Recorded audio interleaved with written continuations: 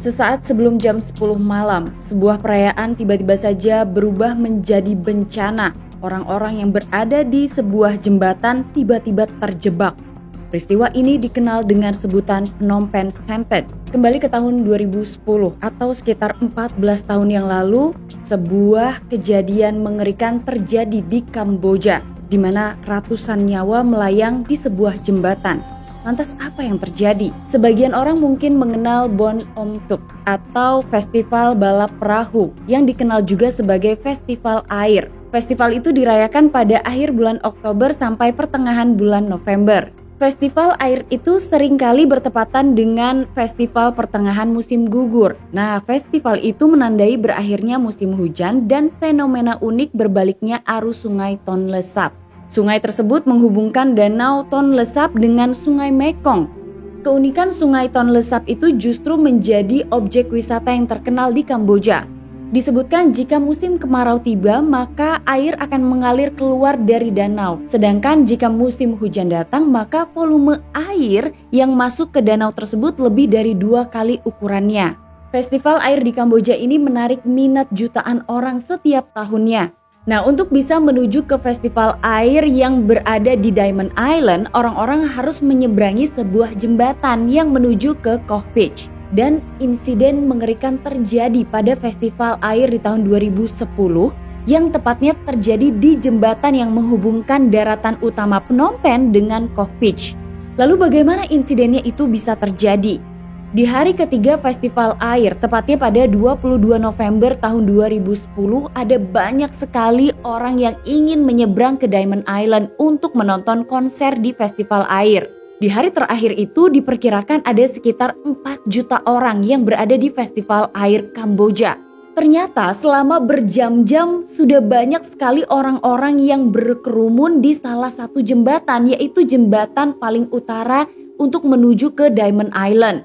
Beberapa keterangan orang-orang yang berada di sana menyebutkan bahwa mereka memang sudah terjebak selama berjam-jam.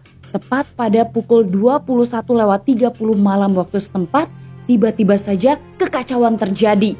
Disebutkan oleh beberapa saksi yang sedang berkunjung ke Diamond Island, tiba-tiba saja situasi di salah satu jembatan itu menjadi sangat kacau. Orang-orang tiba-tiba berlarian, hingga kemudian membuat orang-orang yang berada di tengah ini tiba-tiba saja jatuh, dan orang-orang yang berlarian dari arah belakang ini sepertinya tidak menghiraukan orang-orang yang sudah jatuh.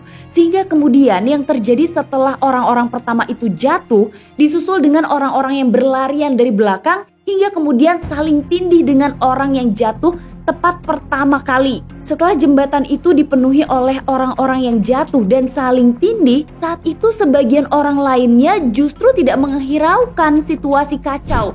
Mereka terus berlari dengan tujuan segera menyelamatkan diri mereka masing-masing keluar dari jembatan yang sangat padat itu. Entah berapa jumlah orang yang sebenarnya ada di jembatan yang sering disebut sebagai jembatan pelangi itu. Tapi faktanya setelah insiden itu terjadi, sebanyak 374 orang justru menjadi korban meninggal dan 755 orang lainnya menjadi korban luka-luka. Mereka juga banyak yang terluka parah. Ternyata pada saat itu pihak rumah sakit lokal kewalahan setelah menerima pasien-pasien yang berasal dari insiden festival air tersebut. Mereka tidak pernah menduga bahwa peristiwa semacam itu akan terjadi. Ternyata kebanyakan korban dari festival air di tahun 2010 itu adalah perempuan dan anak-anak. Mereka adalah orang-orang yang terjebak dan tidak mampu untuk melarikan diri dari situasi yang kacau. 2 hari setelah insiden itu terjadi, setelah korban meninggal, sekarat dan terluka dievakuasi, ratusan sepatu, baju berserakan di jembatan utara Diamond Island dan menjadi pengingat suram atas kekacauan yang terjadi di malam hari pada tanggal 22 November 2010. Malam yang seharusnya menjadi malam paling menggembirakan dalam kalender Kamboja justru berubah menjadi malam tragedi. Ada beberapa kesaksian dari pengunjung yang menjadi korban pada saat mereka terjebak di jembatan tersebut. Mereka mengisahkan bahwa awalnya mereka tidak tahu apa yang terjadi, hanya saja tiba-tiba ada aksi saling dorong. Kemudian salah seorang pengunjung jatuh. Namun pada saat ia jatuh, ia tidak sempat untuk berdiri. Bahkan pada saat ia sedang berupaya untuk berdiri dan berlari, justru ada orang-orang lain yang dari arah belakang mendorongnya sehingga ia kemudian jatuh dan tertindih. Pada saat itu yang bisa dilakukan hanyalah berteriak minta tolong. Tapi pada saat itu tidak ada satu orang pun yang menolongnya. Bahkan tumpukan lain dari orang-orang terlihat di sudut lainnya dan mereka juga sama-sama tidak bisa melakukan apapun. Mereka hanya bisa berteriak untuk minta tolong.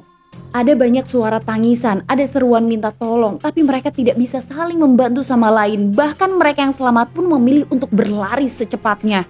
Awalnya ada beberapa pihak yang mengungkap kemungkinan penyebab dari kekacauan yang terjadi di Festival Air 2010 itu. Namun dengan narasi yang berbeda. Ada yang menyebutkan bahwa jembatan yang terletak di bagian utara itu memiliki dua sisi atau dua sudut. Dan orang-orang dari kedua sudut ini justru saling dorong-mendorong. Maka kemudian terjadilah kepanikan dan aksi saling dorong itu membuat orang-orang yang berada di tengah jembatan terjatuh. Setelah mereka terjatuh, akhirnya mereka tertindih oleh orang-orang yang berlarian dari arah belakang. Pada saat kepanikan terjadi, ada beberapa pihak yang menyebutkan setidaknya 50 orang berusaha untuk lompat dari jembatan dan mereka memilih untuk terjun ke air. Namun, ada media juga yang menyebutkan bahwa pada saat itu pengunjung festival air kebanyakan dari pedesaan. Mereka pada saat itu sedang terjebak, tapi mereka tidak memilih untuk lompat dari jembatan menuju ke air karena mereka tidak bisa berenang. Dan pada saat itu mereka hanya berpikir untuk berlari secepatnya dan keluar dari wilayah jembatan. Salah satu media mengungkap ketinggian air pada saat itu hanya sekitar sepinggang orang dewasa. Kemudian setelah mengetahui banyak orang yang lompat dari jembatan itu, ada juga yang menyebutkan bahwa sebagian orang-orang berusaha untuk menyelamatkan diri mereka dengan berupaya memanjat jembatan. Nah, setelah beberapa orang itu memanjat jembatan, mereka ternyata berusaha untuk meraih kabel listrik dan menariknya. Setelah melihat ada beberapa orang yang berusaha menyelamatkan diri dengan cara memanjat jembatan, ada lagi beberapa orang yang berusaha untuk mengikuti jejak mereka. Dan akhirnya semakin banyak orang yang memanjat jembatan dan mengikuti hal yang sebelumnya dilakukan, yaitu menarik kabel listrik. Walhasil kabel listrik itu putus dan akhirnya jatuh menjuntai sehingga banyak orang yang terkena sengatan arus listrik. Klaim mengenai kabel listrik sebagai salah satu penyebab terbesar juga didukung oleh keterangan salah seorang dokter yang merawat pasien-pasien yang menjadi korban dalam insiden itu. Dokter tersebut menyatakan kalau mati lemas dan sengatan listrik adalah dua penyebab terbesar kematian di antara para korban. Namun ternyata klaim mengenai sengatan listrik itu dibantah oleh pemerintah. Kemudian selanjutnya ada kesaksian lain, yaitu dari seorang wartawan Phnom Penh Post yang menyebutkan pada saat kerumunan orang sedang terjebak di jembatan, justru para polisi menembakkan water cannon ke wilayah atau area kerumunan orang-orang itu, sehingga membuat kepanikan dan kekacauan mulai terjadi saat itu. Nah, ada lagi kesaksian yang menyebutkan bahwa pada saat terjadinya kerumunan itu, orang-orang di bagian tengah jembatan jatuh pingsan karena kekurangan oksigen. Nah, setelah melihat beberapa orang jatuh pingsan, orang-orang yang ada di sekitarnya menjadi sangat panik dan mereka ketakutan. Nah, setelah mengetahui adanya kesaksian-kesaksian itu, pihak pemerintah mengatakan bahwa mereka akan langsung melakukan penyelidikan melalui kesaksian para korban selamat. Nah, di saat itu juga pemerintah Kamboja menyebutkan mereka akan memberikan kompensasi sebesar 5 juta riel atau sekitar 1.250 US dollar kepada korban meninggal. Sementara mereka juga akan memberikan sekitar 1 juta riel atau sekitar 250 US dollar kepada mereka yang terluka. Perdana Menteri Hun Sen yang pada saat itu menjabat menyatakan turut berbelasungkawa atas insiden festival air yang terjadi di tanggal 22 November tersebut. Ia juga mengatakan bahwa akan melakukan penyelidikan atas insiden tersebut. Pemerintah Kamboja juga menyatakan bahwa penyelidikan akan dilakukan oleh panitia khusus yang akan mengambil bukti dan keterangan dari para saksi atas kejadian tersebut. Nah, laporan awal atas hasil penyelidikan dirilis pada 24 November 2010. Nah, menurut hasil penyelidikan pemerintah, orang-orang yang berada di atas jembatan itu tiba-tiba saja panik karena merasa jembatan itu goyang. Karena mereka ketakutan jembatannya akan roboh, maka kemudian saat itu mereka berupaya untuk lari menyelamatkan diri mereka masing-masing. Tapi ada sesuatu yang aneh justru dari hasil penyelidikan pemerintah. Pada kenyataannya, setelah 374 orang menjadi korban atas kondisi kacau di jembatan pada saat festival air itu terjadi, jembatannya juga tidak roboh. Kala itu pemerintah dianggap menjadi pihak yang harus bertanggung jawab dalam insiden itu. Dan wali kota Phnom Penh saat itu menjadi salah satu yang paling dikecam karena pada saat ia mengunjungi lokasi insiden tepat 1 hari setelah insiden itu terjadi, ia sempat melakukan sesi wawancara dengan salah satu media. Nah, pada saat sesi wawancara itu justru sang wali kota malah terlihat seperti sedang melakukan pembelaan diri di saat seharusnya ia sedang merasa bersalah atas terjadinya insiden tersebut. Kemudian diketahui pada tanggal 24 November 2010, pemerintah mengumumkan rencana pembangunan stupa sebagai peringatan bagi mereka yang meninggal dalam insiden tersebut. Dan pada tanggal 23 Novembernya diketahui juga ada sekitar 500 biksu Buddha yang datang ke lokasi insiden untuk melantunkan doa bagi mereka yang menjadi korban atas insiden tersebut. Dan pada kenyataannya sebuah festival yang seharusnya diisi dengan kegembiraan justru berakhir dengan tragedi.